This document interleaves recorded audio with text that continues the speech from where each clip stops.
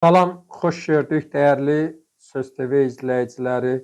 Mən Nazim Cəmiloğlu'nun təqdimatında Baxış Bucağına baxırsınız. Bugünkü Baxış Bucağımızın mövzusu deyil, gündəmdə Azərbaycanı uzun müddət narahat edən Türkiyədəki seçkilər və seçkilərin arxasında Türk Cumhuriyyətinin prezidenti seçilən Rəcəb Tayyip Erdoğan'ın bugün Azərbaycana gəlişi hər bir Azərbaycan vətəndaşının fəxri və onun Azərbaycanın nə qədər yaxın Azərbaycan vətəndaşı Rəcəb Tayyip Erdoğan'ı necə dərindən və yaxından sevdiklərini bilirlər. Əlbəttə ki, biz Azərbaycan prezidenti İlham Heydəroğlu Əliyevə olan sevgimizin və İlham Əliyevlə Rəcəb Tayyip Erdoğan arasında isti münasibətin, qardaşlığın rəmzini görən xalq daha da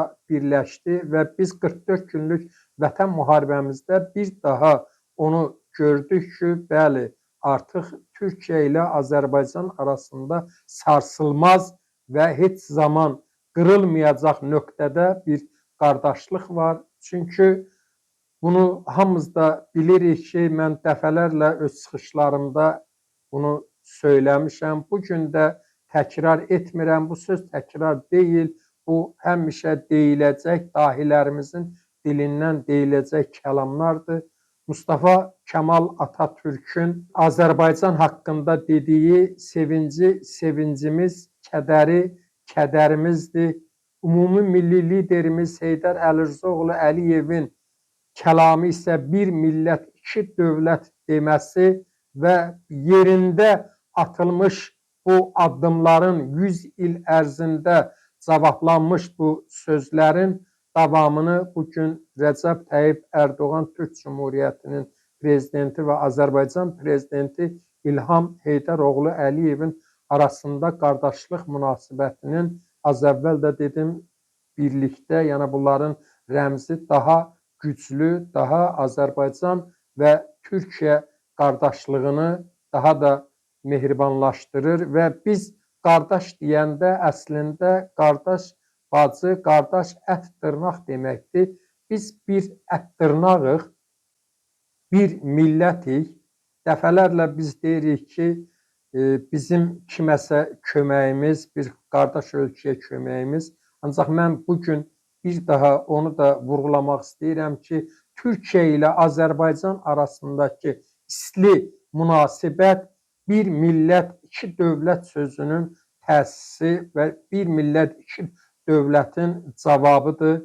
Mən sizin vaxtınızı bugünkü prezidentlərin görüşünə yönətmək istəmirəm. Sadəcə bilirsiniz ki, 44 günlük vətən müharibəmizdən sonra Ermənistan mediası Rəcəb Tayyip Erdoğan'a qarşı çox böyük, terror aktları keçirməsi və onu sevməməsi bu seçkilərdə də Rəcəb Tayyip Erdoğan'ın seçilməsində istər Qərb, istər Avropa, başda erməni terrorları olmaqla bütün bunların hamısının cavabını tərs köşəyə yönləndirmək istəyirdilər. Amma əfsuslar olsun ki, doğrudan da mən keçən çıxışımda da dedim ki, Türkiyə bu seçimdə Türk dünyasının, Türkiyənin, Türk Cumhuriyyətinin möhkəmlənməsi və seçim Türk dünyasının seçimi və Türk dünyasının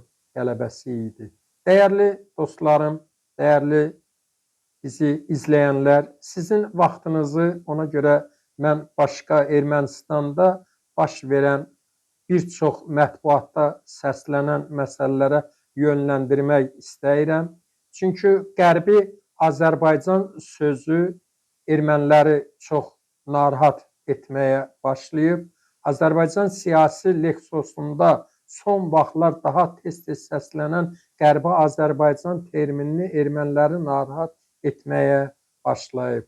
Çünki özləri də bilirlər ki, Qərbi Azərbaycandakı tarixi yer adları, abidələr, məscidlər hamısı Azərbaycan xalqına aiddir, Azərbaycan dövlətinə aiddir. Çünki mən dəfələrlə öz çıxışımda bildirirəm ki, İrəvan xanlığında yaradılan bir Ermənistan dövləti var.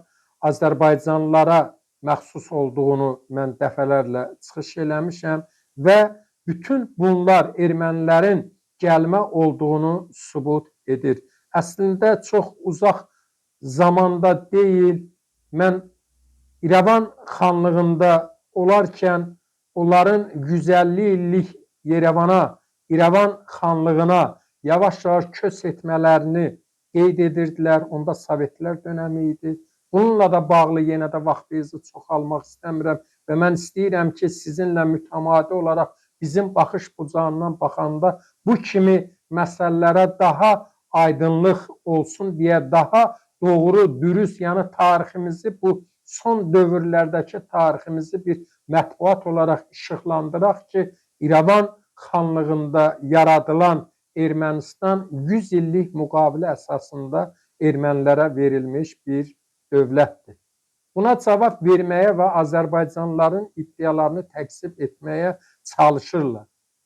Və İranşünas alim, ziyalı, erməni pərəst, üzərində daşıyan Vardan, Vosqanyan, nə bilim kimlər o qədir bu cür Vardanyanlar, Vosqanyanlar çoxdur. Bu sözləri Qərbi Azərbaycan sözünü əslində təkzib etməyə çalışırlar. Amma çox asan Azərbaycan dialektlərinin böyük əksəriyyətində binanın, evin özlüyü, təmili kimi fundamentlər sözündən hamısı Azərbaycana məxsus olduğunu bir daha şahidi olurlar. Ermənilərin Qərbi Azərbaycan sözünü həzm edə bilmədikləri kimi Rus dilinin hegemon olduğu zaman şifahi danışıqda işlənilən Rus sözlərindən biridir. Fundament, bəli, dəfələrlə biz o zamanda belə bir sözü işlədirdik. Bunun nə dialektə aidiyyatı var, nə şivəyə.